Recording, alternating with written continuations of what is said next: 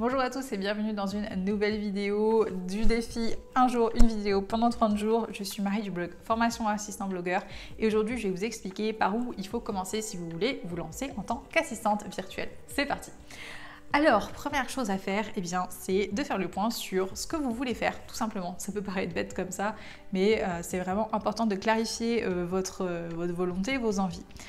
Si vous êtes de salarié, par exemple, que vous envisagez une reconversion professionnelle, ou si vous êtes déjà freelance et que vous voulez diversifier votre activité, je pense que c'est vraiment important de réfléchir à où est-ce que vous voulez aller, quel est le changement que vous voulez faire, qu'est-ce que vous voulez conserver, qu'est-ce que vous ne voulez plus dans votre vie professionnelle.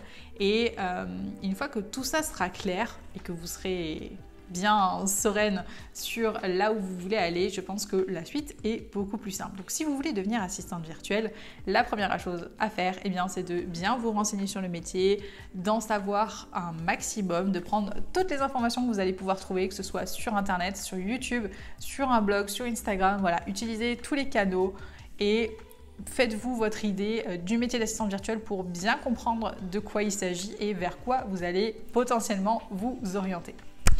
Deuxième étape, c'est de vous former. Alors, soyons clairs. Pour moi, il y a deux types d'assistantes virtuelles. Il y a les assistantes virtuelles qui travaillent pour des entreprises traditionnelles, qui vont simplement travailler de manière dématérialisée à distance, et les assistantes virtuelles web marketing, sur lesquelles moi je me suis spécialisée et que je forme aujourd'hui. Ce sont des personnes qui sont aptes à travailler pour des entrepreneurs sur internet et qui sont calées en web marketing tout simplement. Si vous ne connaissez rien au web marketing, c'est pas quelque chose que vous allez pouvoir apprendre au travers de 2-3 articles de blog. C'est une vraie compétence à acquérir qui demande du travail, de l'investissement et de l'expérience. Donc je pense que la case formation, elle est absolument indispensable parce que déjà de une, elle va vous faire gagner un temps monstrueux puisque ça va vous permettre de compiler et d'avoir toutes les informations au même endroit.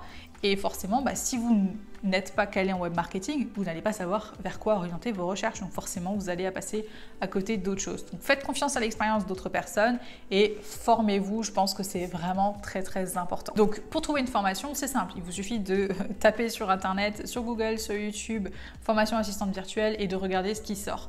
Prenez le temps de comparer. Évidemment, je fais cette vidéo et je suis formatrice, donc je forme des assistantes virtuelles en web marketing, mais je suis quasiment certaine que comme n'importe qui d'autre, si vous regardez cette vidéo et que vous êtes intéressé par ce métier-là, vous allez comparer et je vous invite à le faire. Regardez les différents programmes, regardez les différentes formatrices et choisissez quelqu'un avec qui vous vous sentez à l'aise, quelqu'un qui vous inspire confiance et quelqu'un avec qui vous allez avoir envie de travailler. Forcément, une formation, ça a un coût, on va pas se mentir, mais on parle aussi d'apprendre un nouveau métier, donc il faut aussi, je pense, se donner les moyens de ses ambitions. Si vous voulez vraiment faire ce métier-là, c'est de l'argent que vous allez dépenser, mais c'est un investissement que vous allez faire sur vous.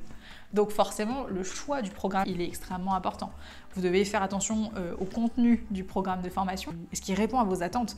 Est-ce que c'est vraiment ce sur quoi vous allez avoir envie de monter en compétence? Est-ce que la personne vous inspire confiance? Est-ce que vous la trouvez transparente, honnête? Est-ce qu'elle vous inspire confiance? Est-ce que vous supportez sa voix? Vous voyez, c'est des détails, mais si vous ne pouvez pas supporter la voix de la personne que vous allez entendre pendant quelques mois, ça risque de poser problème. Donc voilà, comparez les prix, regardez qu'est-ce qui est le plus complet. Il y a la partie compétence, mais est-ce qu'il y a de l'accompagnement autour? Est-ce que vous allez être largué comme ça ou est-ce qu'au contraire, on va vous accompagner et vous pousser à réussir et à atteindre votre objectif? Je pense que c'est vraiment tout ça qui est hyper important dans la réflexion. Donc, pour résumer, première chose à faire, clarifier vos intentions, qu'est-ce que vous voulez faire et si c'est vraiment le métier d'assistante virtuelle, récupérer un maximum d'informations sur ce métier pour être bien sûr que ça vous convient.